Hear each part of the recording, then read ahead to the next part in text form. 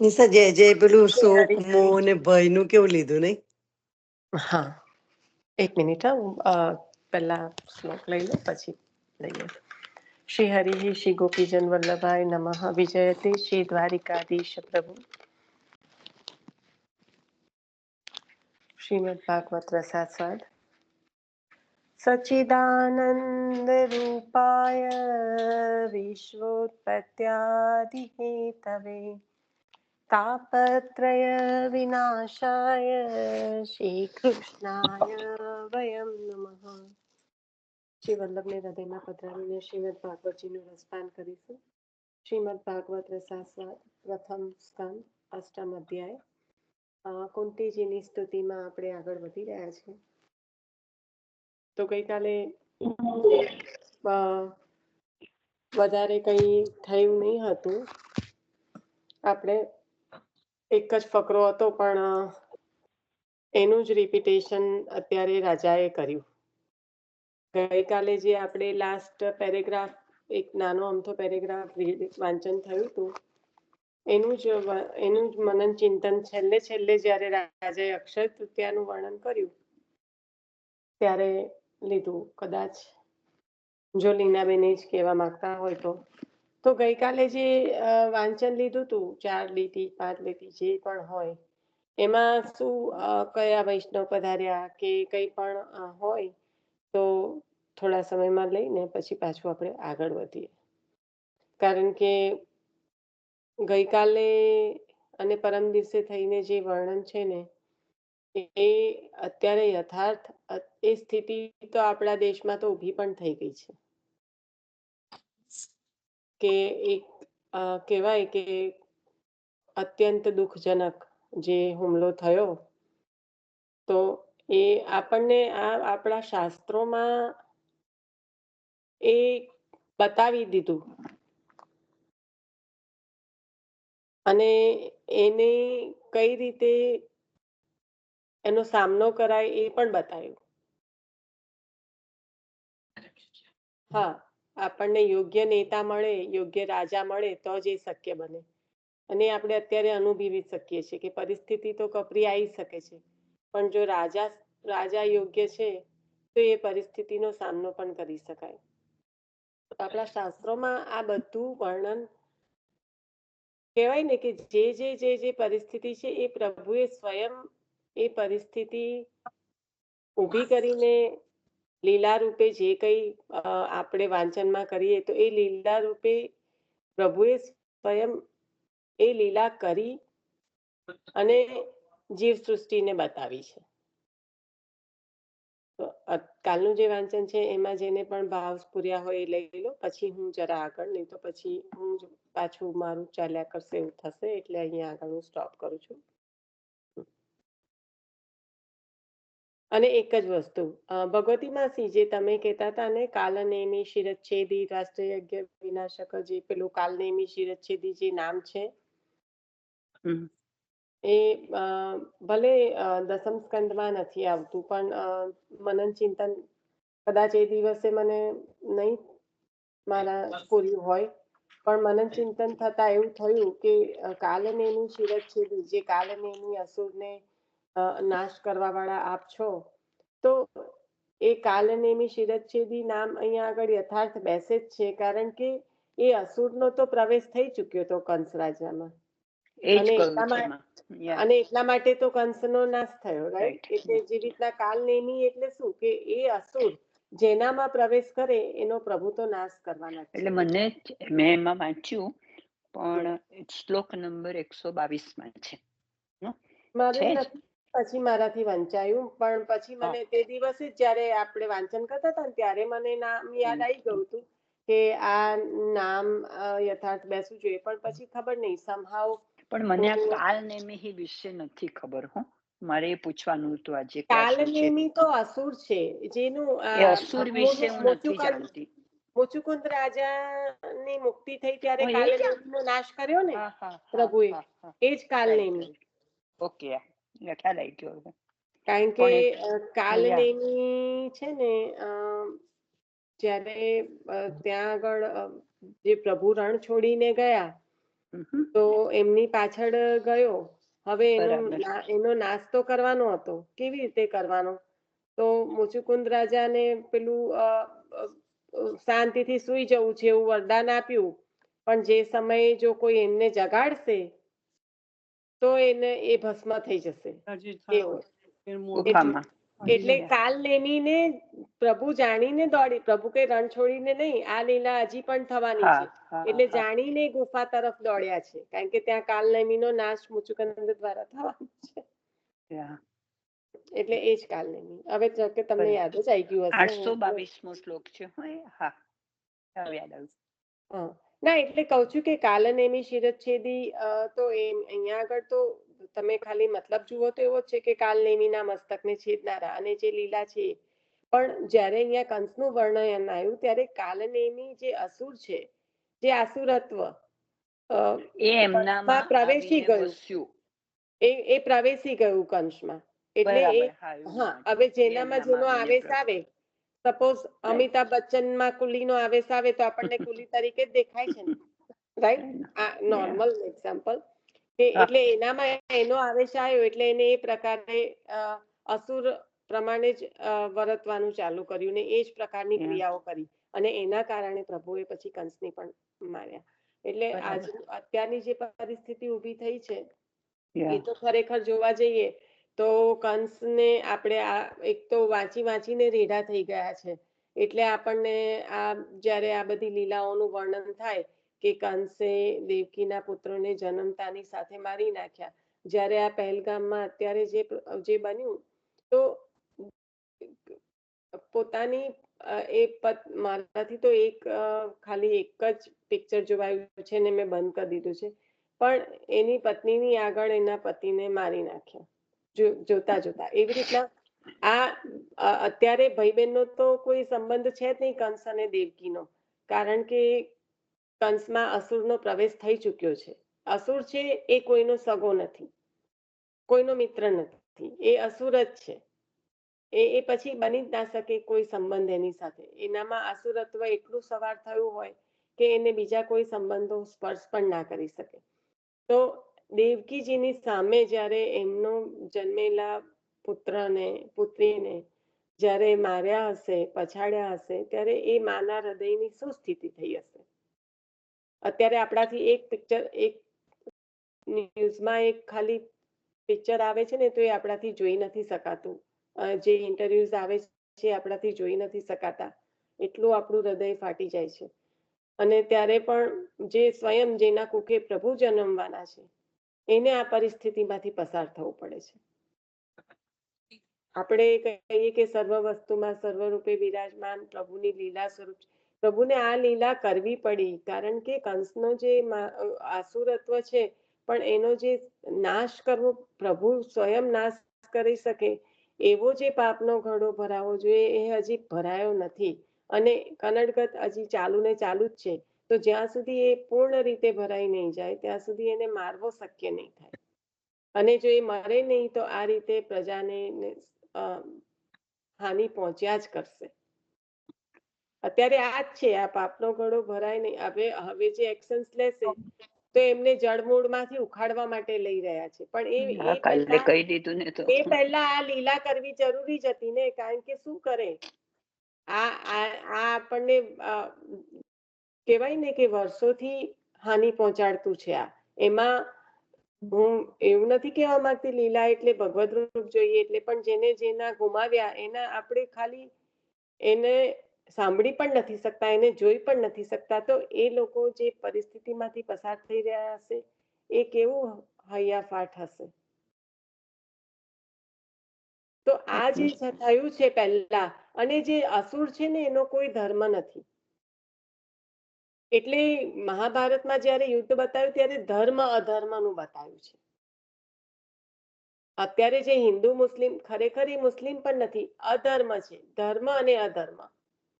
એ જ મુસ્લિમ નાનો 17 વર્ષનો છોકરો હતો, હિન્દુ જે કહેવાય કે હિન્દુસ્તાની મુસ્લિમ, જે કાશ્મીરમાં હતો, એને બધાને બચાવતા બચાવતા એને માર્યો છે. એ છોકરો એ કાશ્મીરી મુસ્લિમ જ હતો. અહીંયા આગળ અમારા ફ્લોરિડામાંથી એક ગયેલા હતા ફરવા માટે. એ છોકરો મુસ્લિમ હતો, પણ અહીંનો બોર્ન એન્ડ રેઝ હોય, છોકરાઓને બધી પ્રાર્થના ના આવડતી હોય, તો એને ના આવડ્યું. પણ એ છોકરો તો અહીંનો જ, અમારા ફ્લોરિડામાં મુસ્લિમ છોકરો હતો, એ ત્યાં ગયેલો હતો, એ પણ મર્યો છે. તો આ ધર્મ અધર્મનું યુદ્ધ છે. આ કોઈ કોમનું નથી, કોઈ એનું એક ધર્મ માટે બીજા ધર્મનું નથી, પણ એ ધર્મ અધર્મનું યુદ્ધ છે. અને એના માટે તો પ્રભુએ સ્વયં અર્જુનને તૈયાર કર્યો હતો. અને મહાપ્રભુજી અત્યારે આચાર્ય ચરણના સમયમાં શું થયું? આજ થયું ને. અત્યારે કલમા પડવાનું કીધું હિન્દુને, અને ના આવડે તો મારી નાખ્યા. એવી રીતે એ સમયે પણ હિન્દુઓ પર આટલી જ આપત્તિ આવી પડી હતી. આચાર્ય ચરણે જ્યારે જે આપણે કહેવાય ગોકુલનાથજી અને આચાર્ય ચરણે સ્વયં જ્યારે ધર્મની રક્ષા કરી છે, ત્યારે આજ કર્યું છે. મુગલો સામે રૂવાટા ઉભા આવી થઈ જાય છે. હા, આવું જ પેલી કર્યું છે. ચોટી પણ જયારે આપણે ચોટીલ એટલી બધી વખત વાંચતા રીંગા થઈ જઈએ ને કે આપણા અહીંયા હવે આમ કઠોર થઈ ગયા હોય એવું લાગે. દેવકીના પુત્ર માર્યા, દેવકીના પુત્ર માર્યા. પણ એક માતાની શું સ્થિતિ થાય જ્યારે એની સામે બાળકને એ કરવામાં આવે ત્યારે. ઈશા છે ને, મેં શોર્ટ પાડી મૂકેલો છે, જે આપણું પુષ્ટિ સાહિત્યનું જે છે, પુરુષોત્તમ નામ સહસ્ત્ર, એમ એ 2 લીટી છે. હું વાંચી લો. કાલ નેમી શિરચ્છેદી. કાલ નેમી શિરચ્છેદી. કાલ નેમી નામના દૈત્યનું મસ્તક છેદનાર વિષ્ણુ રૂપ પ્રભુ શ્રી પુરુષોત્તમ આગળ એ જ કાલનેમી દ્વિતીય જન્મમાં કંસ રૂપે ઉત્પન્ન થયો છે. એટલે મને આ જરા વિશેષતા લાગી એ વખતે, એટલે મેં શોર્ટ પાડી મૂક્યો હતો. ત્યાં શ્રી પુરુષોત્તમે વાસુદેવ શ્રી કૃષ્ણ સ્વરૂપે મથુરામાં તેનો નાશ કરેલો છે. તેથી કાલનેમી દૈત્યનું મસ્તક છેદવાનું શીલ સ્વભાવ જેમને છે, એવા પરમાત્મા એમ પણ અર્થ કરવો. જે આપણે પધરાવ્યું છે ને તે. એટલે કાલનેમીનો આવેશ છે. એટલે એનો મતલબ હમણાં જે આપણે ખાલી લૌકિકમાં વાત કરી કે અમિતાભ બચ્ચન કુલીનો રોલ કરે, એટલે કાલનેમી અહીંયા આગળ કંસનો રોલ કરી રહ્યો છે. બરાબર ને?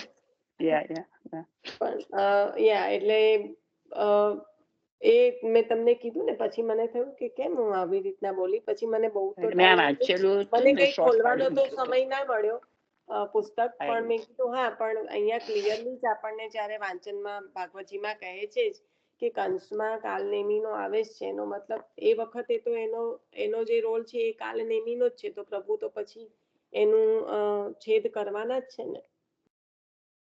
એટલે પછી બીજા આમાં તો એવું કહ્યું કે બીજા જન્મમાં એ જ કંસ છે. એ મને નથી ખ્યાલ, પણ અત્યારે એટલે આમાં મેં વાંચ્યું ને. હા, ના, બરાબર મને ખબર નહોતી. આમ અહીંયા આવેશની દ્રષ્ટિએ લખ્યું છે, પણ હોઈ શકે એ રીતે. આવેશ એટલે એમાં એ જ પ્રકારે પ્રકટ થવું, એ જ આવેશ. આવેશ એનો આવેશ આપણો.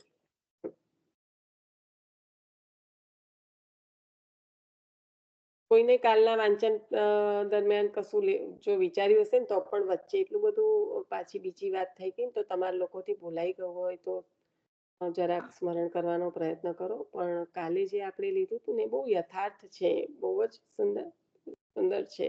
તો એના પર મનન ચિંતન કર્યું હોય તો પ્લીઝ લેજો જરા.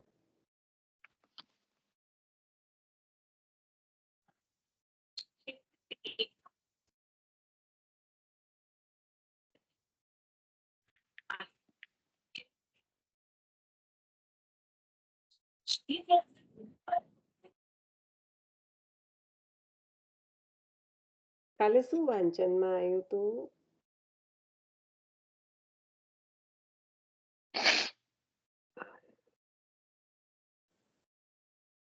લીનાબેન પણ હમણાં બોલ્યા કે રાજાએ લીધું, તો પછી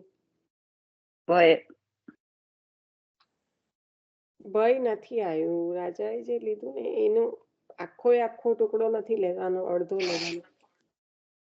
આપણે જે ભક્તિમાંથી આપણે ના થઈ જઈએ એના માટેનું રાજાએ એવા એ સંદર્ભ લીધું. હા, એ જ આપણે કાલે લીધું હતું. હા, પણ શું લીધું તું કાલે? તમે જોડી ક્યારે શકશો? તમે જોડી તો લીધું તું, હું તો બધાની જ વાત કરું છું. તમે આપણે બધા, નોટ તમે, હું પણ આવી ગઈ. આપણે જોડી ક્યારે શકીશું? એ તો શિક્ષાપત્ર હતું. આ ભાગવતી છે તો કઈ જુદું છે? જ્યારે ખરેખર તમે જોડશો ને ત્યારે એવું લાગશે કે કઈ જુદું જ નથી. કે સોળસ લો કે ભાગવતજી લો કે શિક્ષાપત્ર લો, સંપૂર્ણ રીતે આચાર્ય ચરણની વાણી જ છલકે છે બધામાં.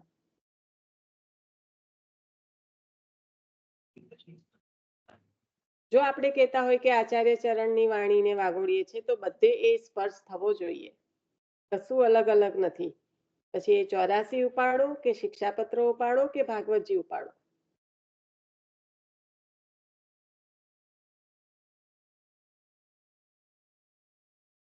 ન્યારો દેખતો તો ન્યારો ગાતો. જો હરિરાયજી પ્રભુએ સિદ્ધાંત માર્ગના શિક્ષાપત્રમાં આપ્યા હોય તો અહીંયા ભાગવતજીમાં સ્વયં આચાર્ય ચરણ કૃષ્ણ આશ્યમુખ શ્રી કૃષ્ણ બિરાજમાન છે, તો જુદું ક્યાં પડ્યું?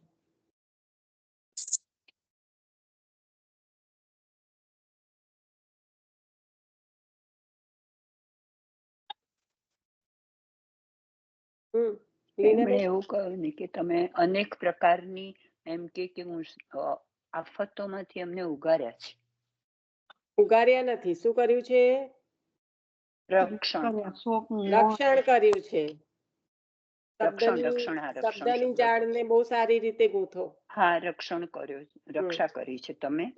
એમ કે પ્રભુ એમ કે શરણાગતની રક્ષા પ્રેમથી કરે છે એ સંદર્ભમાં. તો હવે અહીંયા કઈ રીતે લેવાનું?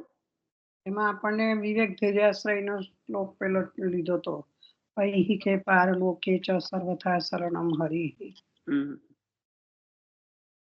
પેલો લીધો તો આપણે અહીં કે પારલોકી કે ચાતકનો દિવસે પણ લીધો તો, લીધો તો. કાલે તો બીજો લીધો તો. કાલે તો બીજો લીધો તો. દાસોના કર્તવ્યમ સર્વથા બદત. હા, સુધાબેન સરસ. વિવેક ધૈર્યાશ્રયનો. કારણ કે પરમ દિવસે આ તમે બોલ્યા ને આગળનો અહીં કે પારલોકી કે આવ્યો તો, ગઈકાલે આ આવ્યો તો અવિશ્વાસો અવિશ્વાસો એટલે અનન્યતા માટે આવ્યો તો એ. દ્રઢ આશો પ્રભુનો.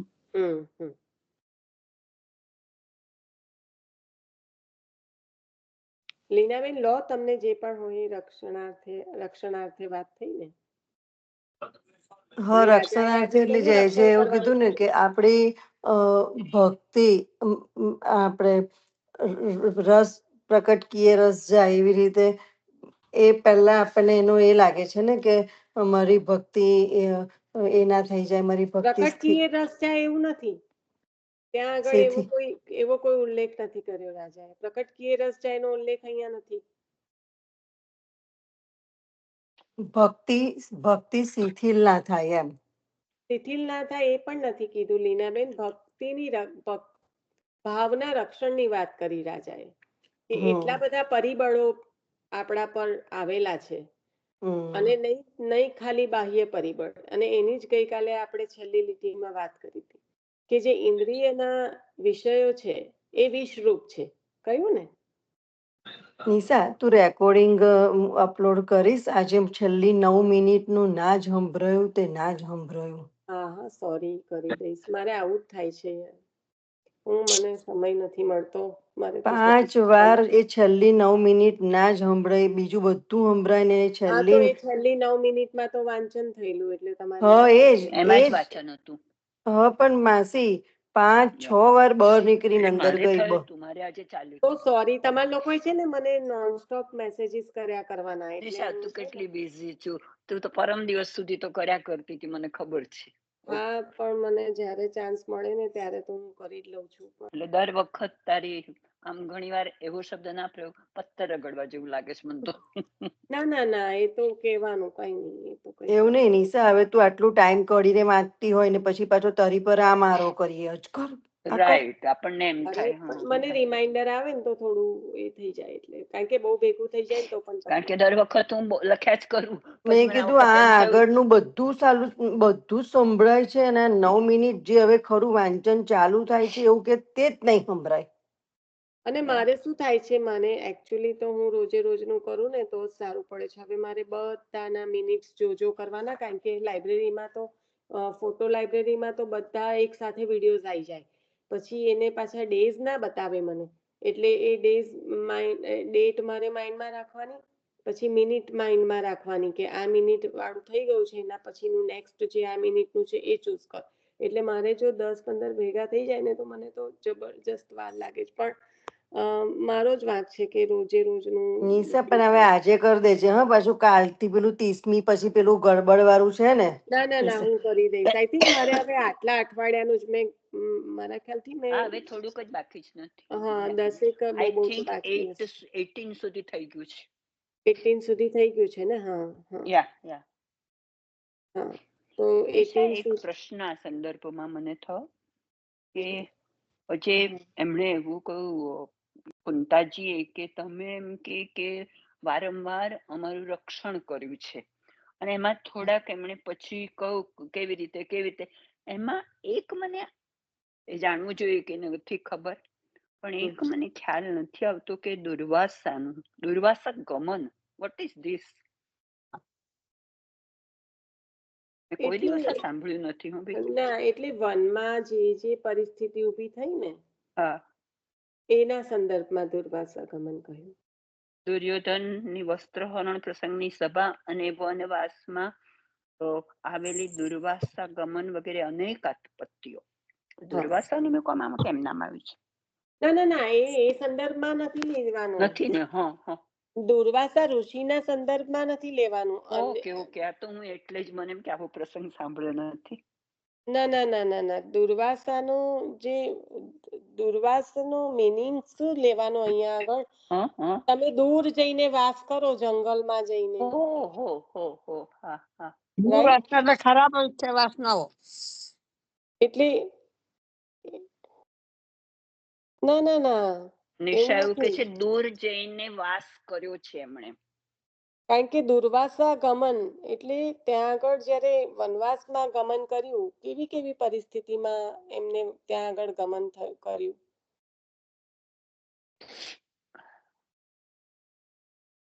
તે છતાં હું જોઈ લઈશ, પણ અહીંયા દુર્વાસા ઋષિનો કોઈ સંબંધ પણ નથી. કોઈ દિવસ એવું મહાભારતમાં ક્યાંય વાંચ્યું નથી આવું ના ના ના, એટલે છે ને આ જે બધા શબ્દો હોય ને, એટલે હું ડાયરેક્ટ કહું છું કે એને છે ને લક્ષ્યાર્થ આપણે લેવાનો હશે. શબ્દાર્થની રીતે ના જોડવાના, શબ્દોને લક્ષ્યાર્થમાં શબ્દોની જોડે નહીં જોડવાના. એ પણ કહેવાનું લક્ષ્ય શું છે? હા, કોન્ટેક્સ્ટ પકડવાનો. પણ જ્યારે આપણે ખરેખર, ગુજરાતીમાં એને લક્ષ્યાર્થ કહીએ.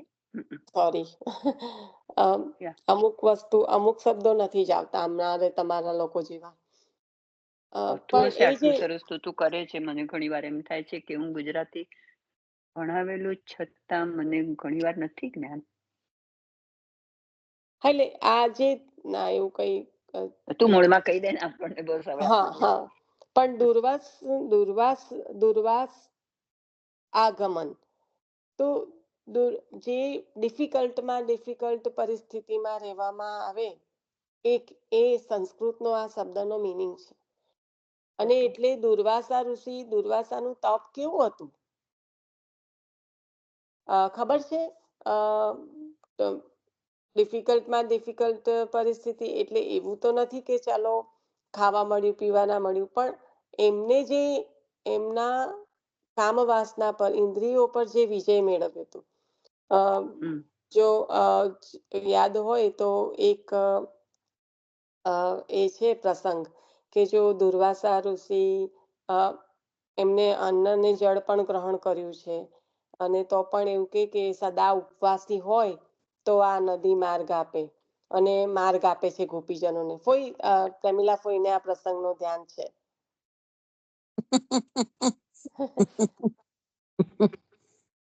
દુર્વાસા ઋષિ છે સામે કિનારે હોય છે, અને ગોપીજનો ઠાકોરજીને કે છે તમે કઈ ગયા હતા? એમ તો કે મારા ગુરુને ત્યાં ગયો હતો. કે તમારા ગુરુ એવા કોણ છે કે તમે તઈ મળવા ગયા? અમે મળીએ તમારા ગુરુ. ત્યાં કે છે કે જાઓ, કે છે કે તમે કેવી રીતે? કે જમનાજી ના હમે કિનારે છે, એમ ગોકુળના હમે કિનારે છે, જમનાજી પાર કરીને જવાનું છે. એમ તો તો કે જમનાજી તો ભરપૂર છે, કેવી રીતે જવાય અમારાથી? એટલે ગોપીજનોને ઠાકોરજી કહે છે કે કેજો કે કૃષ્ણ સદાય બ્રહ્મચારી હોય તો જમનાજી માર્ગ આપે એમ. એટલે જમનાજી રસ્તો આપી દીધો. એટલે ગોપીજનો ચાલીને ગયા. પછી ત્યાં આગળ પછી ટોપલા લઈને ગયા ત્યારે દુર્વાસા ઋષિ બધું આરોગાયું. ઋષિને આરોગાઈને પછી કે છે કે હવે અમે જઈએ એમ. તો કે જમનાજી તો ભરપૂર છે, કેવી રીતે જઈશું એમ? તો દુર્વાસા ઋષિ એવું કીધું કે સદાય દુર્વાસા ઋષિ સદાય અપ્પાસી હોય તો જમનાજી માર્ગ આપે એમ. એટલે આયા તો ખરેખર માર્ગ આપી દીધો. એટલે અહીં કૃષ્ણને પૂછે છે કે આ કેવું એમ?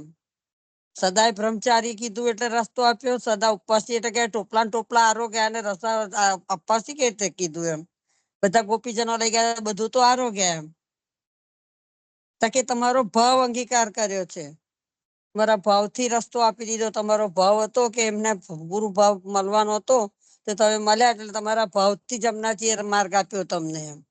અને કૃષ્ણ વ્યભિચારી નથી. કૃષ્ણ તો દરેક ગોપીજનોને રસનો અનુભવ કરાવે છે, એમનામાં કોઈ વિકાર નથી. એટલે બ્રહ્મચારી તો છે જ, એટલે જમનાજીએ રસ્તો આપ્યો એમ.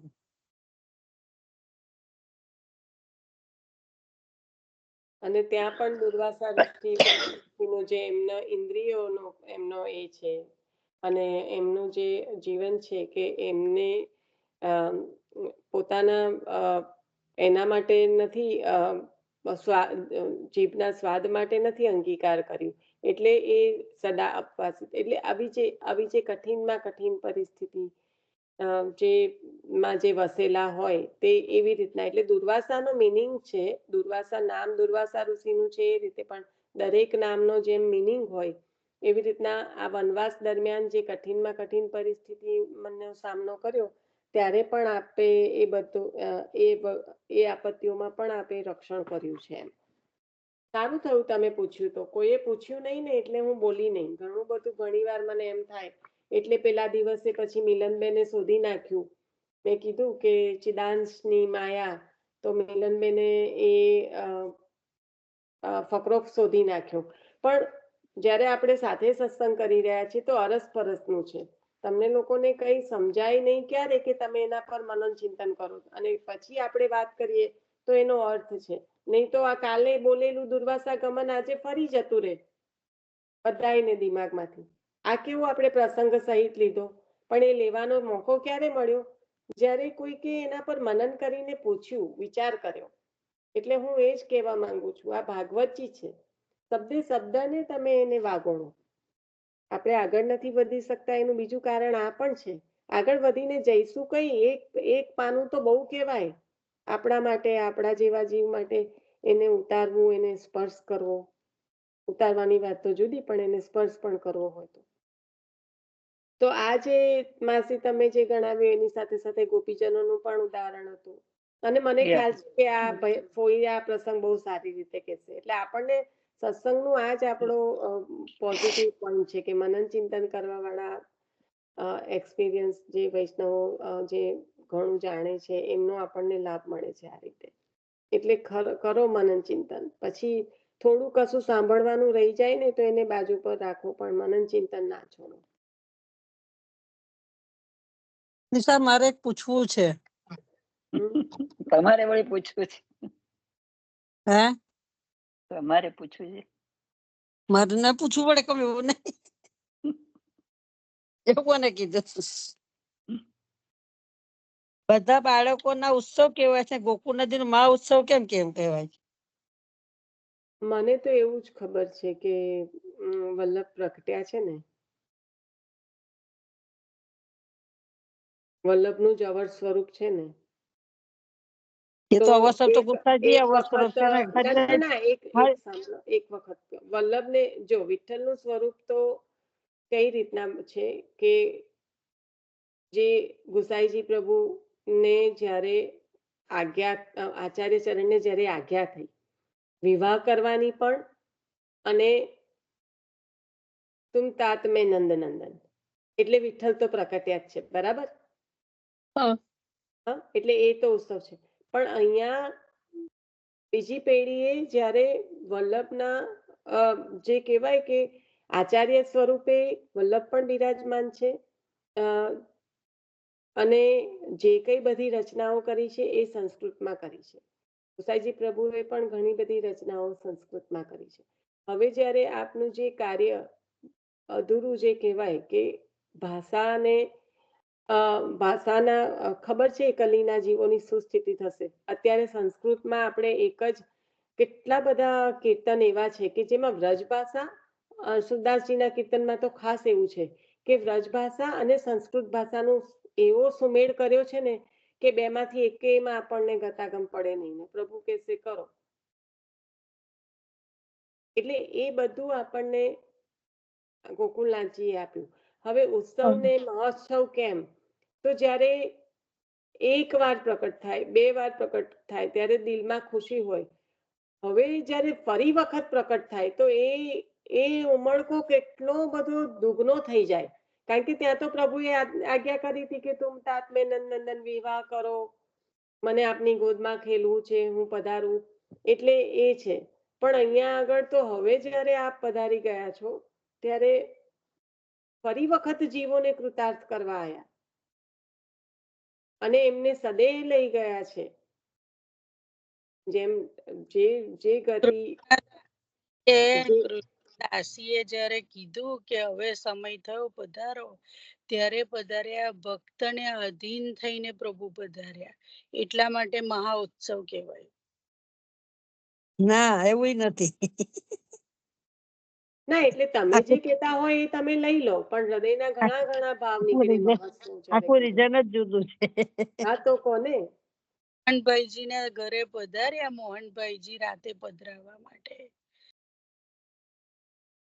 ત્યારે હેતલ એમને લઈ લેવા દે ને 1 મિનિટ, કારણ કે આવું છે ને. બોલ બોલ બોલ બોલ બરાબર. શું કહેવા માંગે છે અત્યારે? બોલ. ના તમે લઈ લો, તમને ખબર છે ચોક્કસ, એટલે સરસ લેશો, લઈ લો. હા, અને જ્યારે આવું કઈ હોય ને કે તું જે બોલી તમે તો તને જાણતા ખબર હોય, જ્યારે તમે જાણતા જ હોય ને ત્યારે એ શેર કરવાનું. એટલે બીજા બધા પણ બીજી બધી ડિરેક્શનમાં ના ફરે. ગુસાઈજી તમે એવું કીધું કે મારે કંઈક પૂછવું છે એટલે મેં મારા હૃદયના ભાવ, પણ જો તમે જાણતા હોય ને તો આટલા બધામાં બીજા બધા ગોળ ગોળ ના ફરે. એટલે તમારે જ લઈ લેવાનું. ત્યારે એવું નહીં કરવાનું કે મને પૂછવું છે, મારે કઈ કહેવું છે એમ કહેવાનું. ઓકે, ચાલો. કારણ કે અહીંયા કોઈ પરીક્ષા સવાલ જવાબ નથી. કારણ કે પરીક્ષા ને કોઈ કે કોઈ જાણકાર હોય તો બધા કે જે પોતપોતાની રીતે કે ને અનુભવ તો એટલે કે ને હું તો બધા. આવું જ જાણું છું, પણ તમે લો. હા, ગોકુળનાથજી નો ઉત્સવ હતો ને, પછી હમ પ્રાગટ્ય ઉત્સવ ઉજવવાનો હતો એમનો. હમ હેતલ આજ કહેવા ગોકુળનાથજી જઈ રહી હતી. હેતલ આજ પ્રાગટ્ય કહેવા જઈ ઉત્સવ. રહી હતી. હે હેતલ આજ કહી રહી હતી મારા ખ્યાલથી. લઈ લો લઈ લો. હા બોલ, એટલે મેં કીધું બોલ. હેતલ મેં કીધું ખરું, બોલ એમ તો કીધું. બોલ બધા. હેતલ તું મોહનભાઈજી નું કહેતી હતી ને, એ યાદ છે. અલા નથી લેવાય એવું, લઈ લો, ચાલો. ઓકે, એવું પાછું ગોકુળનાથજી નો પ્રાગટ્ય ઉત્સવ દિવસ હતો ને, જન્મ દિવસ, તો તે ઉત્સવ ના દિવસે તો કેટલી બધી એ હોય, એમને વિધિ બધી હોય. બાળકોને કે તો કેટલી બધી માર્કન પૂજા હોય ને, પલના હોય ને, બધી કેટલી બધી વિધિ હોય. એટલે બાળકો નવરાજ ના હોય ને, એટલે મોહનભાઈજી એ કુસાઈજી પાસે વિનંતી કરી કે કૃપાનાથ કાલે એમ કે તમે ગોકુળનાથજી નો ઉત્સવ જેનો ઉજવશો તો મને તો દસ વૈષ્ણવ દર્શન જ લાભ મળે, અમને બીજો શું સુખ મળે એમ. તો કે મોહનભાઈજી કે છે કે મને એમ કે તમે એક રાત અમારી ઘેર તમે ના પધરાવો ગોકુળનાથજી ને, એમ એક રાત અમારી ઘેર મોકલો તો એમ આવે તો એમ. રાતે હવારે તો તમારે પાછા આવી જશે, પણ રાત્રે આવે મોડા અને હવારે પાછા પધારી જાય તો એક રાત માટે મારે ઘેર ના મોકલો એમ, પધારે એમ. એટલે ગુસાઈજી કે છે કે સારું એમ. એટલે ગોકુળનાથજી ની બેઠકજી ની પાછળ અંદર દરવાજો છે, અને દરવાજાથી પાટલા બાઈને થી ગુસાઈજી ગોકુળનાથજી મોહનભાઈજી ને ઘેર પધાર્યા. ને આખી રાત એમને વિલાસ કર્યો છે, નિકુંજ લીલા ના દર્શન કર્યા, નિકુંજ લીલા ની બધી પોતાની એ બતાવી, દર્શન કરાયા બધા, અને આખી રાત એને વિરસાવ્યા, પોતાનું અસલી સ્વરૂપ બતાવ્યું. ગોકુળનાથજી નું અને મોહનભાઈજી બેવ નું અસલી સ્વરૂપ બતાવી દર્શન કરાય, એ નો અનુભવ કરાયો બધો હે 365 એટલે બધા જ ઉત્સવનો સુખ આપ્યું. બધા દિવસનો બધો જ અનુભવ કરાયો એમને, હમ. બધી લીલાનો અનુભવ કરવા આખી રાત વિલસાવ્યો. એમ કસ્ટમર હતો ને એટલે નતું લેવાયું. હા, કશો હતો નહીં. બરાબર ને મારું કે ભૂત મોહનભાઈજી નું એટલે મને ખ્યાલ આવી ગયો કે તું આ જ પ્રસંગ, અને ત્યારે હું આ પ્રસંગને એ રીતે યાદ રાખું કે એમને દંડાકાર જે તિલક કર્યું ને, કારણ કે જયારે કીધું ને કે આપને પધારવાનું છે વૈષ્ણવોને પાસે, હા, ત્યારે એટલે પછી એ ઉત્સવ કીધો ને, એ ઉત્સવ કીધો ને અધૂરું રહ્યું, એટલે રહ્યું તિલક અધૂરું. એમાં આનંદમાં આવી ગયા ગુસાઈ, ગોકુળનાથજી આનંદમાં આવી ગયા, એટલે તિલક પૂરું કરવા ના રહ્યા અને મોહનભાઈજી ઘેર પધાર્યા પછી, એટલે દંડાકાર. પૂરું કરવા નહીં, એમને ખ્યાલ જ ભૂલી જ ગયા. ગુસાઈજી પ્રભુએ ધ્યાન કરાયું. હા કે હા, આ એટલે તિલક પોતે કેવું? આવેશમાં આવી ગયા ને, હા, વૈષ્ણવ ને ઘેર મળવા જાતે જવા માટેનો હા, આવેશ હતો, એમ રસનો હા, અનુભવ કરવાનો હા. આપલે કરવાની હતી, અને એટલે એવું પોતે છે. દંડાકાર કર્યો ને ભૂલી ગયા, આગળ કરવાનું ભૂલી ગયા અને પોતે પધાર્યા, એટલે રહી ગયું અડધું તિલક. અને ગુસાઈજી પ્રભુએ એટલે આજ્ઞા ભૂલ કરી કે હવે આપ આમ જ કરો, એટલે આપના ઘરના સેવકો દંડાકાર તિલક કરે. અને એનો બીજો ભાવ એ પણ છે કે જમનાજી બે કાંઠે વહે. જમનાજી પ્રભુનો પણ છે. જે હૃદયોદક છે, રસનું સ્વરૂપ છે, બધી લીલા જમનાજીના તટ પર જ થઈ છે, અને જમનાજી બે કાંઠે ભરપૂર વે, તો પછી આ દંડાકાર તિલક, એવો પણ એક ભાવ છે. અને બીજો એક ભાવ છે પાછો, ગોકુળનાથજી નું જયારે પ્રાગટ્ય થયું ત્યારે ગુસાઈજી શણગાર તિલક કરતા હતા પોતે, મારા તિલક કરતા હતા પોતે, તિલક કરતા હતા ને વધૈયા આપી ગોકુળનાથજી નું પ્રાગટ્ય થયું, એટલે તિલક અધૂરું રહી ગયું. એટલે તે દિવસે ગોકુળનાથજી નું તિલક અધૂરું છે, એટલે દંડાકાર છે. એ પણ એક ભાવ છે. કારણ કે તિલક કરતા હતા ને બધાઈ ના આયા, એટલે વધાઈ આવી ને કે ગોકુળનાથ વર્ધી પડી ને, એટલે તિલક અધૂરું રહ્યું, એટલે કે તમારું આવું તિલક રહેશે એમ. તો પ્રેમીલા ભાઈ, આ પંથ જુદો કેવી રીતના થયો કેવાય ગોકુળનાથજીમાં? કોઈ પંથ જુદો છે જ નહીં, બહુ મોટી ભ્રમણા છે. કશો પણ જુદો નથી. આપણું ઊભું કરેલું છે. વૈષ્ણવ તો જુદો છે જ નહીં, તે તો એક જ. એટલે મોહનભાઈજી નો પંથને કીધો જુદો કેવો હોય તો એટલે એ રીતે બધા કહો કે એ લોકો એટલા બધા અનન્ય છે, અનન્ય જે છે, બધા નથી એમની કરી સાથે શકતા. 78 વૈષ્ણવ જોડેલીલા પહોંચ્યા. એટલે પંથ આપણે બધું જુદું એટલે પાડી દે કે અનન્યતા આપણાથી ના પડે, એટલે તું ને હું જુદા, પણ એવું છે જ નહીં. અનન્યતા છે. એ તો કે શ્રી વલ્લભ કરે તે વલ્લભ વાળા, વલ્લભ વાળા એટલે વલ્લભ અને ઠાકોરજીમાં કોઈ ફરક દેખાય તો બોલો વલ્લભ વાળા, જે બોલનારાય મૂર્ખા, હોંભરનારાય મૂર્ખા. જયારે સુરદાસજી સ્વયં કહેતા હોય કે ન્યારો દેખતો તો નારો ગાતો, તો જેને ન્યારું દેખાય તેની શી સ્થિતિ કહેવાય. આ તો એ છે કે પોતાના ભાવથી જે ભાવિત જે સ્વરૂપ છે, જેનામાં તમને પ્રીતિ છે, તમને અનન્યતા છે. ત્યારે ઠાકોરજી કે છે કે સર્વત્ર સર્વ રૂપે બિરાજમાન છે, તો આપણે બધાને પર તો પ્રેમ નથી કરી બેસવાના. તો એ પ્રેમ જે પુષ્ટ તમને જે સ્વરૂપમાં પ્રેમ, એટલે તો ઠાકોરજી પુષ્ટ કરાવવાના. પુષ્ટ એટલે શું? બાકી કોઈ હવે મર્યાદા માર્ગી શું, આમ જ કોઈ પણ હોય તો તમને જયારે એવો પ્રશ્ન કરવા આવે કે આમ તો તમે કહો છો કે સર્વત્ર સર્વરૂપમાં સર્વત્ર સર્વરૂપમાં પ્રભુ બિરાજમાન છે બ્રહ્મ સ્વરૂપે, અને તમે પણ તમારા પરબ્રહ્મ કહો છો કૃષ્ણ, તો પછી ભેદ શું રહ્યો? તમે આવી રીતના અલગથી કરવા કેમ બેસો છો? તમને કોઈ એવું ના પૂછે? તમને તો સર્વ વસ્તુમાં દેખાય, તો પછી તમે પણ ત્યાં આગળ જે પણ વ્હીલમાં જયારે ગાડીના વ્હીલમાં હવા પૂરવાની હોય ને ત્યારે ગેસ સ્ટેશન પર જ જવું પડે છે. હા, એ હવાનું એક ઉદાહરણ છે, પણ અહીંયા પુષ્ટ થવાની જે વાત છે કે જ્યારે આપણે જે સ્વરૂપમાં જે ચિત્ર જે છે કે ધાતુના મૂર્તિ છે, કે એમાં જે પ્રભુ બિરાજમાન તો છે જ સર્વત્ર, તો ત્યાં પણ બિરાજમાન છે, પણ જ્યારે એને પુષ્ટ કરવામાં આવે, એટલે એક સામાન્યમાં સામાન્ય ઉદાહરણ જો લેવામાં આવે તો એક છોકરી છે, એ જ્યાં સુધી લગ્ન ના કરે ત્યાં સુધી એને કોઈ વધુ કહેતું નથી. એ લગ્ન કરવા બેસે અને એના સંસ્કાર થાય ને ત્યારે એ વધુ બને. ત્યાં સુધી એ કન્યા જ રહેશે. આ તો લગ્નના પણ એક સંસ્કાર છે. હવે તો બધું બહુ વિચિત્ર છે, એટલે આપણે એમાં ના પડીએ. પણ જન્મનો જેમ સંસ્કાર છે એમ લગ્નનો સંસ્કાર છે. એ સંસ્કાર થાય પછી એ કન્યા છે એ વધુ બને છે. અહીંયા આગળ જે પુરુષોત્તમનો આવિર્ભાવ એમાં થાય છે, ત્યારે પછી એમાં થાય તો જે ભાવ પુષ્ટ થાય, એટલે કહે કે ઠાકોરજી પુષ્ટ કરાયા.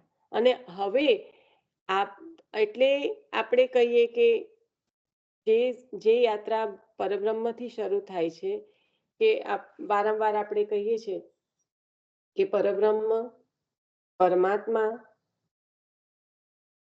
ભગવાન કૃષ્ણ, અને પછી એના પછી આગળ આપના ભાવથી ભાવિત બિરાજમાન, આપણે માથે બિરાજમાન આચાર્ય ચરણના પધરાવેલા ઠાકોરજી.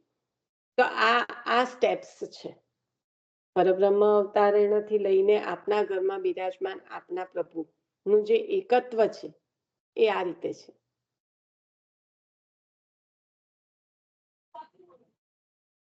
એટલે અહીંયા આગળ પુષ્ટની વાત છે. નહીં તો કોઈ પણ કે તો તારણ મારો ભગવાન જુદો, પણ ના, એવું જુદા કે એક કે એનો સવાલ જ નથી. ગોકુલનાથજી માં પ્રીતિ છે અને અનન્યતા છે. એવી રીતના કોઈને શ્રી આચાર્ય ચરણમાં પ્રીતિ છે, અનન્યતા છે.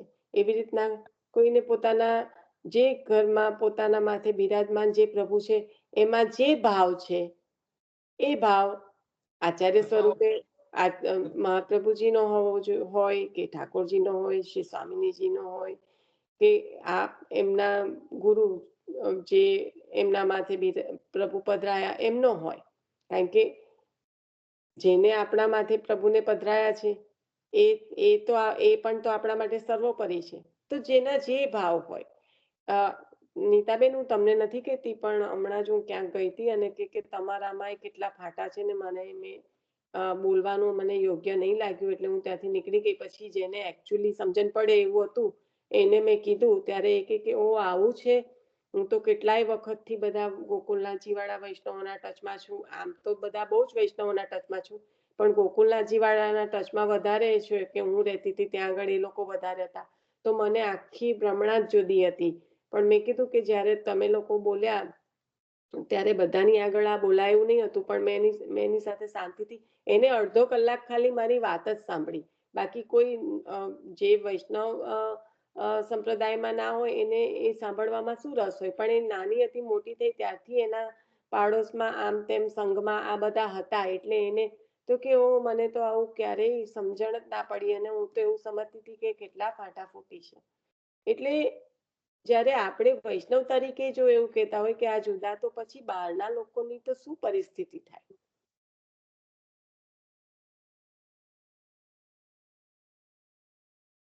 સમજ્યા નીતાબેન?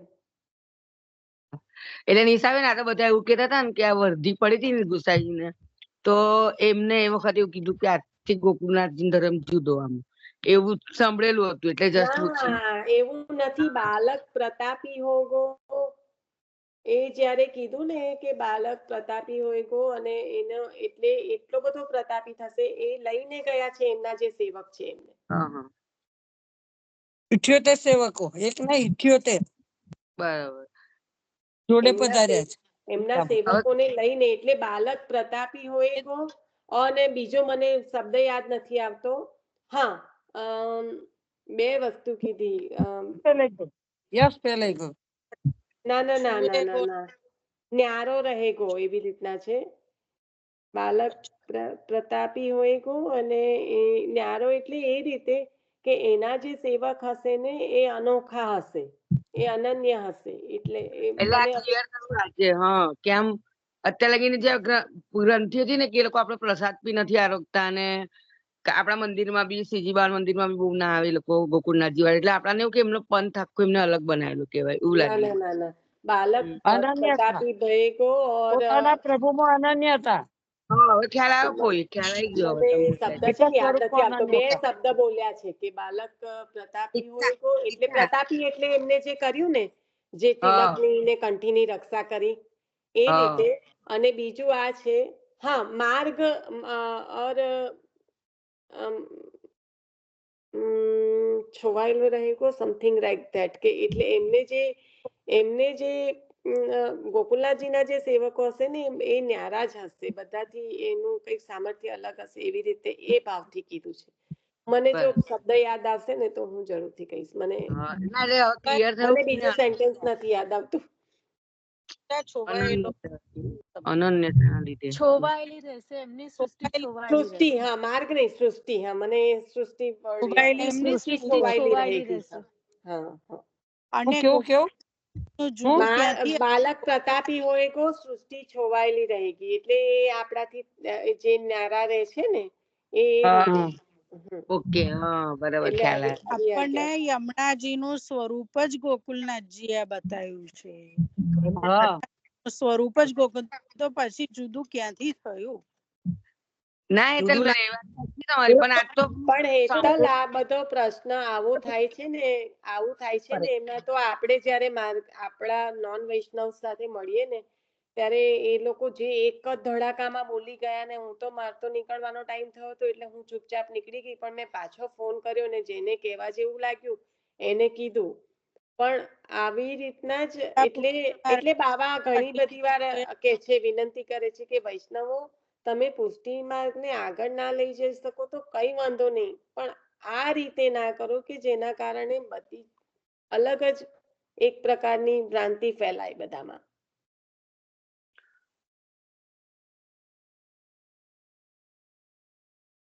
ચલો, વિષય આપણો બહુ આગળ પાછળ થઈ ગયો. અગેન સમય નથી રહેવાનો, જે થાય એ થોડુંક લઈ લઈએ.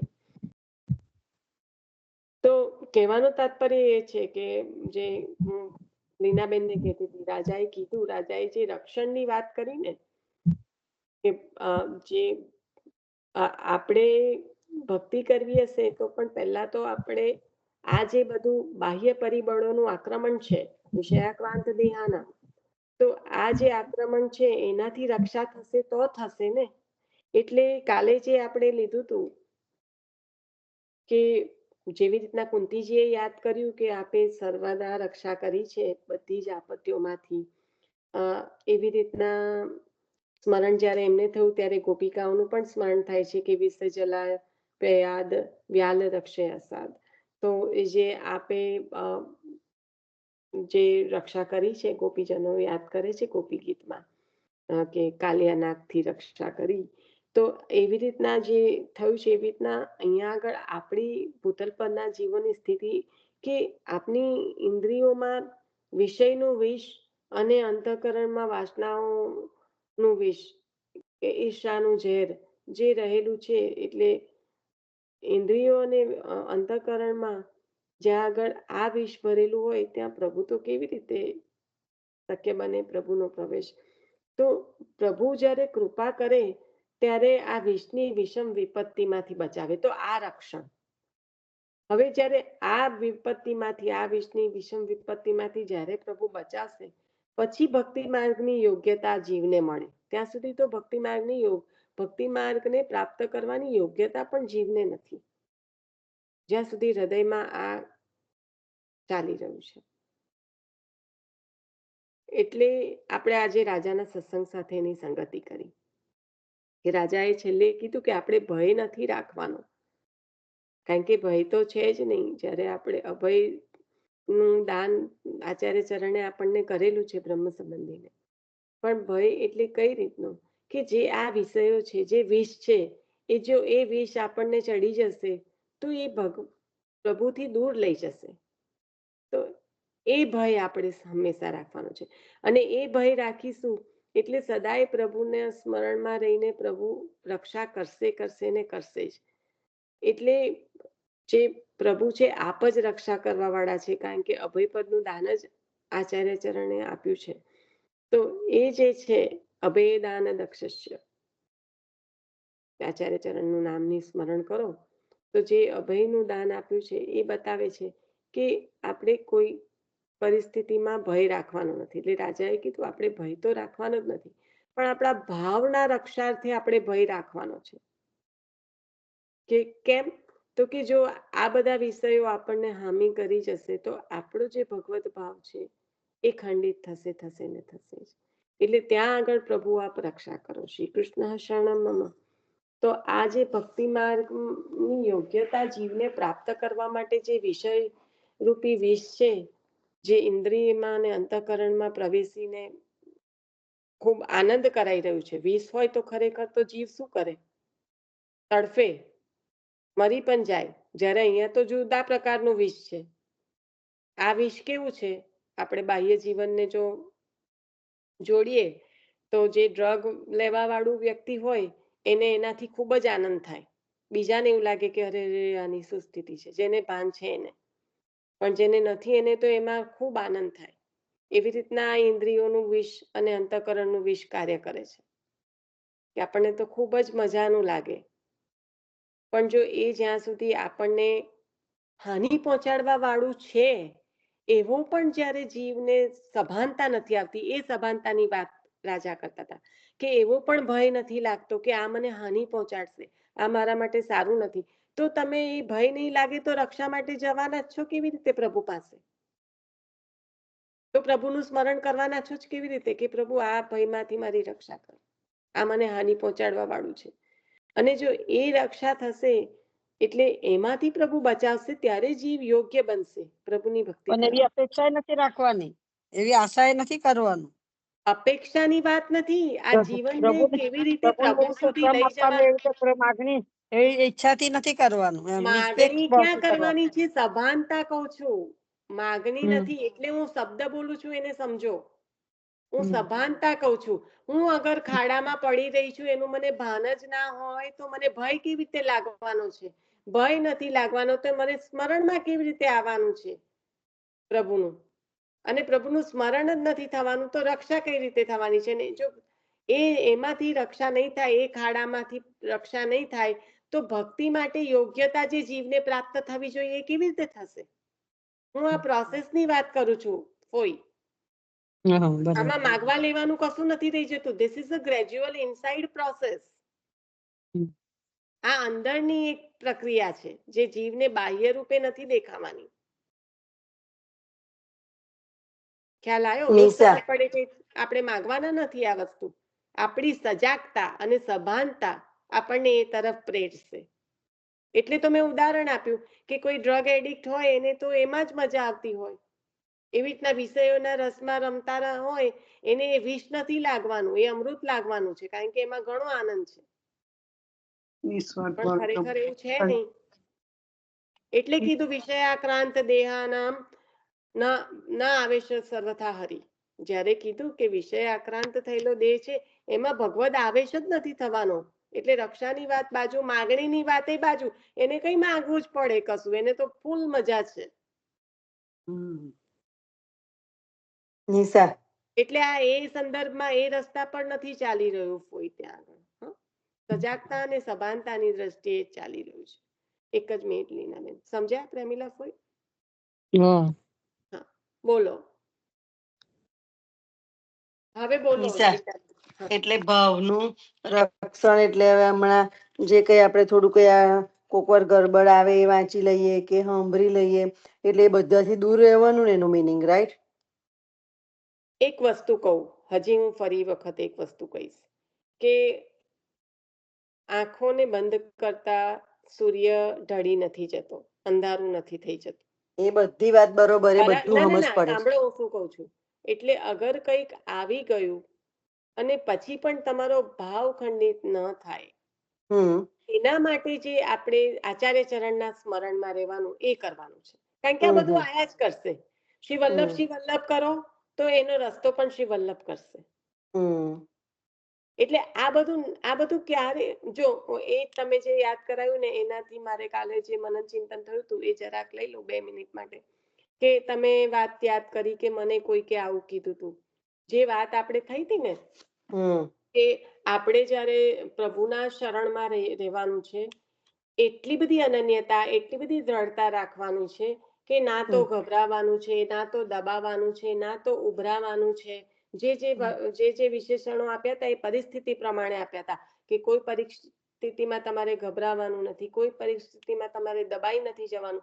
અને જો કોઈ તમારા વખાણ કરે, તમને કંઈક સારું મળી જાય, તમારો વિકાસ થઈ જાય, તો એમાં ઉભરાઈ નથી જવાનું. પણ સંપૂર્ણ રીતે આત્મશ્લાઘા પણ નથી કરવાની કે ઓ આવું નહીં ને આવું કર્યું હોત કે મારાથી આવું થયું. પણ જે દ્રઢતા હોય, જેનામાં દ્રઢતા હોય, તે પ્રસન્ન, મક્કમ, મધુર, કોમલ, સ્પષ્ટ, નિસ્પૃહ થઈ જાય. તો આ જ એક પ્રોસેસ છે લીનાબેન, જે હું કહી રહી છું. કારણ કે ગભરાવાનું નથી, દબાવવાનું નથી. જે જે સંદર્ભમાં કીધું, તો તમે કીધું કે મને કોઈકે આવું કીધું હતું, તો ત્યારે તમે કદાચ તમે ગભરાયા નથી, તો પણ એ જે તમે તમારા ઇમોશન્સને તમે દબાયા, એટલે કે તમને કોઈ થપ્પડ નથી મારી. અહીંયા બધી ભાવાત્મક વાત ચાલે છે કે દબાવવા માટે, ગભરાવા માટે કોઈ ભયજનક એવી સ્થિતિ, પરિસ્થિતિ ઉત્પન્ન થવી જરૂરી નથી. આ એક નાની નાની વાતો છે. તો તમે ત્યાં આગળ ઇમોશનલી દબાયા છો, કે તમે તમારા ઇમોશન્સને દબાઈ રાખ્યા કે અરે મારી પાછળ, મારી જોડે તો આટલું સારું રાખે છે, મારી પાછળ તો આવું બોલે છે. તે હેતલે કીધું, તો હેતલને થયું અરે મેં તો એવું તો શું કર્યું કે આ વ્યક્તિ મને આવું કહે છે. જ્યારે હેતલે વાત કરી ત્યારે એને એવું વિચાર આવ્યો કે ઓ મેં તો આની આગળ એવું કશું બિહેવ પણ નથી કરતી કે મને એવું કહે છે કે તું મને પરચુરણ ફીલ કરાવે છે. કારણ કે હેતલને જેને કીધું, એને કહેવાનો ક્લિયર મિનિંગ લૌકિકની દ્રષ્ટિએ એ જ હતો કે તું એવું બિહેવ કરે છે કે તું મને નાનું ફીલ કરાવે છે. પરચુરણ એટલે કે તું મને સ્મોલ ફીલ કરાવે. તો હેતલને થાય મેં એવું તો શું કર્યું કે હું એને સ્મોલ ફીલ કરું. સેમ વે વૈભવી બેનને જે થયું, એમને તો વૈષ્ણવની સાથે થયું, તમારે પણ એવી રીતે થયું. તો આ પરિસ્થિતિ વૈષ્ણવની સાથે હોય, બહાર હોય, ગમે તે કોઈ તમારા વર્ક પ્લેસ પર હોય, ગમે ત્યાં ઊભી થઈ શકે છે. સંબંધોમાં, ઘરમાં ઊભી થઈ શકે છે. ફર્ગેટ અબાઉટ બારે તો જવાની જરૂર બી નથી. આપણા સંબંધોમાં પણ તમે જુઓ. પણ કહેવાનું તાત્પર્ય ત્યાં દબાવું નહીં, ગભરાવું નહીં, એ ઇમોશન્સ છે. તમને બધાને આ વાતો યાદ રહી ગઈ હતી. એનો મતલબ એ કોઈ ખૂણે હૃદયમાં દબાઈ ગઈ હતી. એ ઇમોશન્સ ત્યાં દબાઈ ગયા હતા.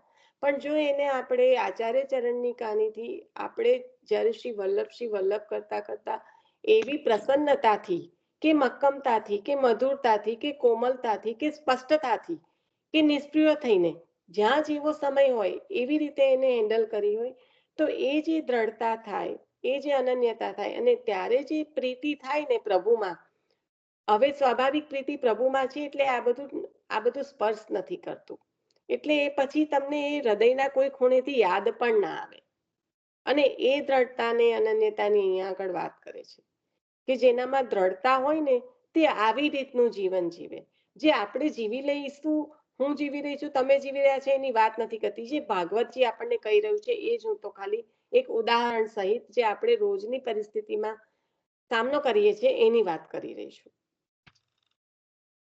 એને એના સંદર્ભમાં કહ્યું કે જ્ઞાનથી, અજ્ઞાનથી કે પ્રીતિથી પણ જો પ્રભુ, કારણ કે આ દ્રઢતા આવી ગઈ ને એટલે પ્રભુની શરણાગતિ સ્વીકારી લીધી. અને જો પ્રભુની શરણાગતિ સ્વીકારી છે ને, ત્યારે પછી કોઈ પણ વસ્તુ, કોઈ પણ પરિબળ આપણને કોઈ પણ પ્રકારની ચિંતા કે કોઈ પણ પ્રકારનો ઉદ્વેગ કે કંઈ પણ પ્રકટ કરતા નથી. કારણ કે આ એક પ્રોસેસ, જીવન જીવવાનું શીખવાડે છે ભાગવતજી. જ્યારે એને એક એને જ્યારે ઊંડાણપૂર્વક જ્યારે એને સમજીએ, ત્યારે કે ભગવાનનો આશરો, શરણાગતિ આપણે બહુ જ એકદમ હલકામાં લઈ લીધું છે. કારણ કે આપણે 50 વાર સાંભળીએ છીએ, 50 દિવસમાં 100 વાર સાંભળીએ છીએ કોઈને કોઈ રીતે. પણ એને જીવ્યું. અને આપણને પ્રહલાદ જેવી ભક્તિ નથી આપનામાં, એટલે આપણે ડરી જઈએ છીએ. ના, એટલે એ જ કહું છું કે આપણે જીવ્યું નથી. એટલે જ્યાં સુધી એને જીવવાનો પ્રયત્ન નહીં કરીએ, ત્યાં સુધી એને આ રીતે સત્સંગ દ્વારા વારંવાર વાગોડવું પડશે. અને સારું છે કે આપણે 50 વખત 100 વખત સાંભળીએ છીએ, કારણ કે એ જ આપણને લઈ જશે. બોલીએ છીએ, સાંભળીએ છીએ, પણ પ્રહલાદ જેવું મન મક્કમ નથી, ડગી જઈએ છીએ. હા, પણ એને જ એટલા માટે જ આપણને આ ભાગવત જેવા જે શાસ્ત્ર જે આપણને નિત્યમાં કરવાનું કીધું, રાઈટ? કે જે આપણને એ તરફ ગતિ કરાવવા માટે, પ્રયાણ કરાવવા માટે આપણને એ તો કરે છે. આપણે કેટલું કરીશું એ દરેક જીવની આચાર્ય ચરણની થયેલી કૃપા અને અધિકાર ને જે પણ પ્રકારનું જે પણ પ્રોસેસ હશે ઇનસાઇડ, એ થશે. એમાં આપણો કોઈ એ નથી.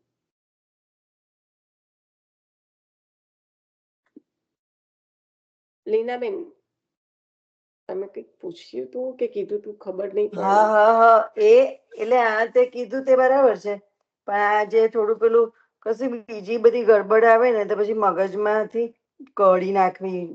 એ ગડબડ આવવી જોઈએ. હું તો ઇન્વાઇટ કરું છું, આ બધી ગડબડ આવવી જોઈએ.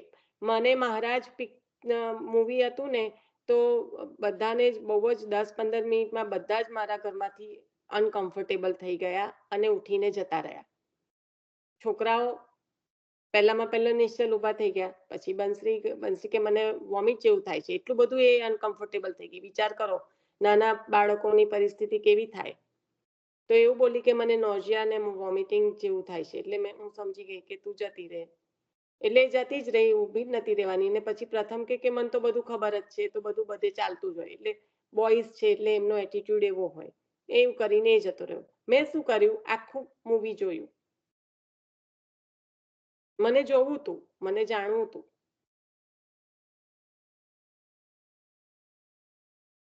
પછી એમાંથી શ્રી વલ્લભનું સ્મરણ કરીને આપણને જો કોઈ નેગેટિવિટી આવે તો એ પ્રભુ જ આપણો એ પણ સોલ્યુશન આપણને લાવી આપે. પણ જ્યારે તમે આંખો બંધ કરી દો, ના ના ના આવું ના જોવાય, અરે રે, આપણે તો રહીએ છીએ જ એવી દુનિયામાં કે ભલભલા અનર્થ થાય છે આપણી સામે, અને એ પરિસ્થિતિનો હરેક વ્યક્તિ સામનો કરે છે, નો મેટર વોટ. એમાંથી કોઈને બચવાનું નથી. તો ગડબડ કશી આવે.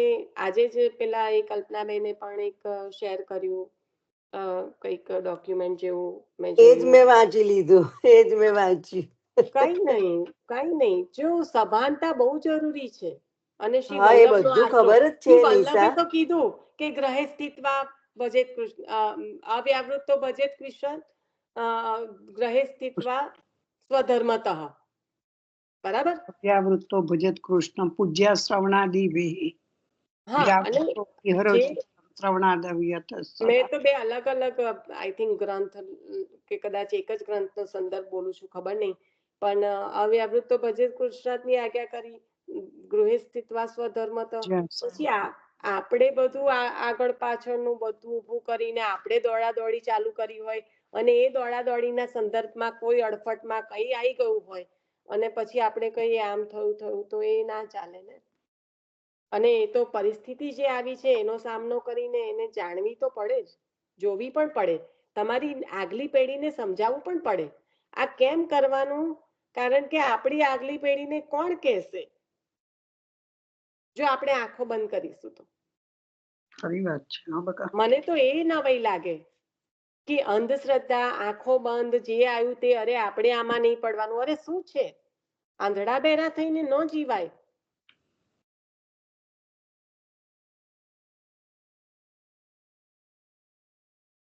હા, પણ નિશા આપણે એમાં નહીં પડવાનું કે એવું વાંચી લીધું, સમજી લીધું, પણ પછી આપણે એવું રાખીએ ને કે ભાઈ હવે એ તો જેને એ લોકોને જે કરવું હોય, જેને બહાર જે કરવું તે કરે, આપણે શું કરવાનું છે, આપણે આપણી સેવામાં આપણે શું ના, કરવાનું છે. આપણે શું કરવાનું એ બરાબર છે લીનાબેન, પણ હા આપણે શું કરવાની સાથે સાથે જે સચ્ચાઈ છે, જે હા પરિસ્થિતિ છે, જે અનર્થતા ફેલાઈ રહી છે, હા, એની પૂરેપૂરી અવેરનેસ રાખવી પડે. અવેરનેસ ખરી, પણ પછી એમાં પછી આપણે ધ્યાન નથી આલવાની જરૂર ને એમ. What do you mean by that? What do you mean by that?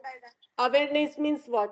Awareness એટલે તમે ધ્યાન આપીને પૂરેપૂરી સભાનતાથી સમજો, અને જો તમારા પર એવી પરિસ્થિતિ આવવાની હોય કે આવવાના સર્કમસ્ટન્સીસ લાગતા હોય તો એને અકોર્ડિંગલી અવોઇડ કરો, એને ફેસ કરો, અને વિચારો કે ઓ પેલી વખતે આવું થયું હતું, મેં જોયું હતું, એટલે આવું થઈ શકે છે ખરું.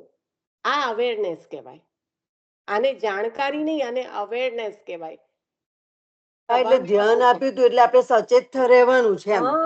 હા, જાણકારી અને સચેતતામાં ડિફરન્સ થયો ને બેન, રાઈટ? નહીં તો જાણકારી લેવાનો મતલબ જ શું છે? સચેત ના રહેવાનું હોય, then why do you even need to know? આ તો પેલું એવું થયું કે સાંભળવું અને એને ગ્રહણ કરવું, ઉતારવું, બે અલગ અલગ વસ્તુ થઈ ગઈ. એવી રીતના જાણકારી અને સચેતતા, પણ આ જાણકારી જ તમને સચેત રહેવા માટે મળે છે. બહુ જરૂરી છે, બહુ જરૂરી છે. અનર્થ બધે જ ફેલાઈ રહ્યો છે. તો શ્રીવલ્લભ કર્યા કરવાનું એટલે બધું દૂર થઈ જાય. બરાબર છે. કોઈ પણ પરિસ્થિતિ જ્યારે આપી છે માણસમાં અને પ્રાણીમાં, પ્રભુએ એક જ ફરક આપ્યો છે કે જ્યારે પ્રભુ કહે છે કે હું સર્વત્ર બિરાજમાન છું અને પ્રભુ જ્યારે પ્રભુની ઈચ્છાથી જ બધું થઈ રહ્યું છે, ત્યારે માણસને છે ને એક મન એવું આપ્યું છે કે જ્યાં આગળ એને, જેને એથિક્સ કહેવાય, કે જ્યાં આગળ એક સેકન્ડ એવી આવે છે બધાના જીવનમાં કે એને ખોટું સાચું બંને રસ્તો ક્લિયર દેખાડે છે. પ્રભુ એકદમ એબ્સોલ્યુટલી ક્લિયર બતાવે છે, ટ્રાન્સપરન્ટ, કે આ દિશા ખોટી છે, આ સાચી છે. એક સેકન્ડનો પણ એ સમય નહીં હોય, પણ આવે છે જરૂર, કારણ કે દરેકના હૃદયમાં પ્રભુ બિરાજે છે. પણ જ્યારે પછી એ જીવ એને ઉલ્લંઘન કરીને ખોટું પસંદ કરે છે, ત્યારે એ કર્મમાં બંધાઈને એ કર્મનું જે ફળ પ્રાપ્ત થાય એ પ્રભુ કરાવડાવે છે. તો આટલો ભેદ છે.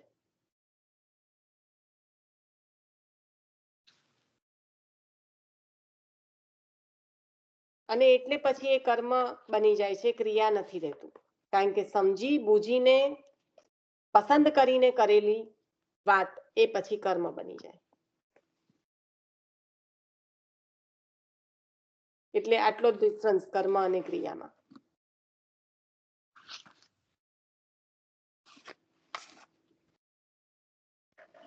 બહુ ઊંડા વિષયો છે ને આપણે એવું સમજીએ કે આપણે આટલું જ કરી લઈશું, ભલે અત્યારે બરાબર છે, આ આપણા મોટા જીવી ગયા, આપણે પણ ઘણું બધું જે કહેવાય મોટાઓને ફોલો કરીને, પણ જો આ નેક્સ્ટ જનરેશનને નહીં આપીએ ને તો એ લોકો એ થઈ જશે, ડિસ્ટ્રેક્ટ પણ થઈ જશે અને લોસ્ટ પણ થઈ જશે. કારણ કે એમની સામે આવેલી પરિસ્થિતિ એમને દેખાતી હોય અને તમે એવું કહો કે ના ના ના તમે આંખો બંધ કરીને તમે તમારું જે કરો છો એ કરો, તો એ લોકો નહીં સમજી શકે આપણી વાતને. બહુ મોટી જવાબદારી છે, કારણ કે જનરેશન્સ ફેંકાઈ ગયા. અત્યારે ખાલી એવું સાંભળવા મળે છે કે અમારા બાપ દાદાઓ સેવા કરતા હતા, અમારા બાપ દાદા આ કરતા હતા, કોઈ કરતું નથી. તો કેટલો મોટો લોસ છે એ બાબતમાં. આપણને ઘણું ગુમાયું છે અને એમાં બધી જ પેઢીઓ જવાબદાર છે. એવું નહીં કે આ પેઢીને તમે ગાળો દઈને આગળ વધી જાઓ કે આ તો અવાજ છે, કંઈ કરવું નથી. એમાં બધી પેઢીઓ જવાબદાર છે. બધી પેઢીની સૌથી પહેલા તો આપણે જ જવાબદાર છે આપણા છોકરાઓને નહીં શીખવાડવા ના, માટે. એટલે એ જ કહું છું, પણ આપણે જવાબદાર કેવી રીતે થયા? આપણી આગળની પેઢીના લીધે, કારણ કે આપણે એવા રહ્યા. Yeah.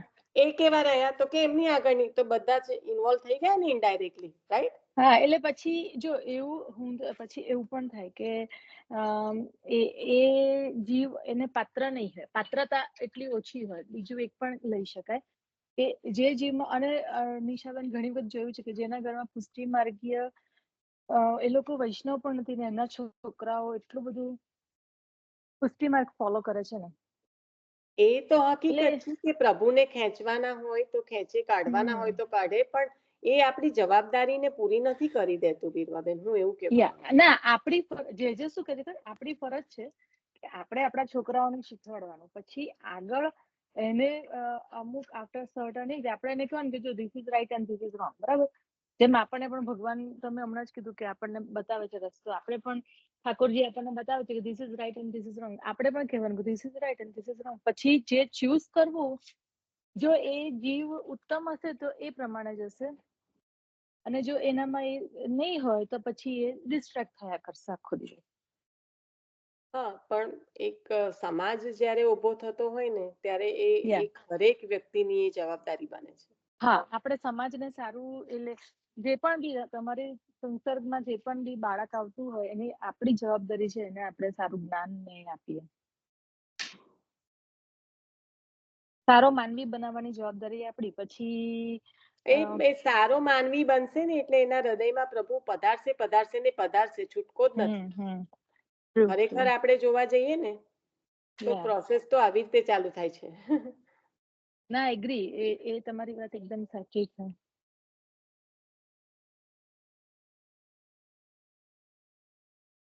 ચલો આપણે આશરો લઈ લઈશું.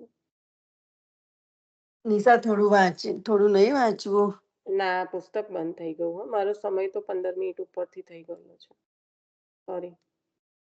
મેં બંધ પણ કરી દીધું પુસ્તકને પગે લાગીને. ઈશાજી, જય શ્રી કૃષ્ણ. જય શ્રી વલ્લભ. હવે એવું કહેતી હતી કે મેં છે ને આ જોયું તારું સાંભળ્યું, પણ યુટ્યુબ પર 18 તારીખ લગી જ બોલે છે, પછી આગળ નથી આવતું. હા, હું કરી દઈશ હા માસી. કારણ કે મારે હું જોવું તો બધું આગળનું કરી લઈશ. હા, એ મારે સાંભળવું તો પણ કશું આવ્યું જ નહીં 18 પછી. હા, ના, હું કરી દઈશ. હા, કઈ સોરી નહીં. સરસ. મીનાબેન, મને ના કેવી ગમતી નથી, પણ મને સમય ઘણો થઈ ગયો છે. કાલે તો કેવું નાનો પેરેગ્રાફ હતો, હવે બીજો ટોપિક ચાલુ થાય છે, એટલે હું કવર ના કરી શકું એવી રીતે.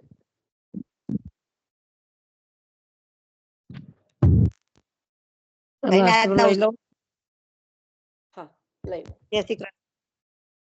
જય શ્રી કૃષ્ણ.